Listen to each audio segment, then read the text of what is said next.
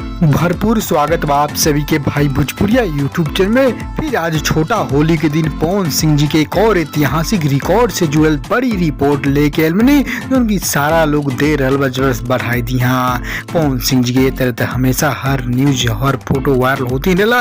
उनकी फिर दो वीडियो गाना एक साथ वायरल हो गई बा और वो दोनों तबाही कर दल बा। सारा कुछ रिकॉर्ड ऐतिहासिक कर दलस जो उनकी पहली बार ऐसा देखे के मिलल बा पूरा भोजपुरिया दर्शक लोग के भी। जी हाँ, सिर्फ भोजपुरी ना एक बॉलीवुड प्रोजेक्ट के भी खबर बा। बॉलीवुड में भी दहशत फैला दिल में वो भी रिकॉर्ड बॉलीवुड तक हिला दिल बने। तो सारा कुछ जाने में डिटेल साथ स्क्रीनशॉट भी देखें प्रूफ के तौर पे। पूरा वीडियो अंत तक देखी।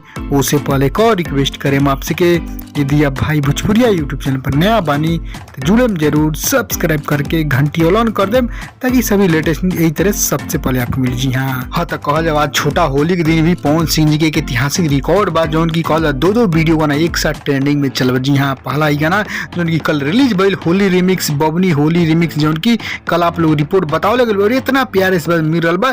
फिर ही गाना टॉप ट्रेंडिंग में चल रहा। जी हाँ, बबनी तेरे रंग में 5-6-7 दिन ट्रेंडिंग में रहा। वो के रिमिक्स जब रिलीज के ये भी ट्रेंडिंग में चल। दहशत फैला दिल बा, बॉलीवुड को फैंस तक भी हिला दिल बा, गर्दा छोड़ा दिल बा। होली के दिन छोटा जो उनकी तारो तब तहलका मचल बा।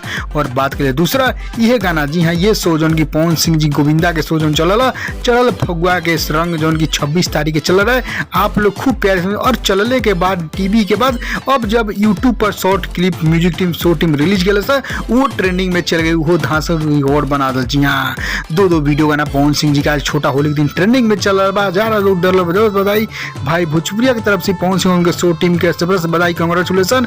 और आप लोग भी कांग्रेचुलेसन कमेंट कर बधा दिए नहीं कि ट्रेंडिंग में जाए सुनी। दोनों ट्रेंडिंग में चल रही वीडियो गाना खबर लाइक शेयर खूब सारा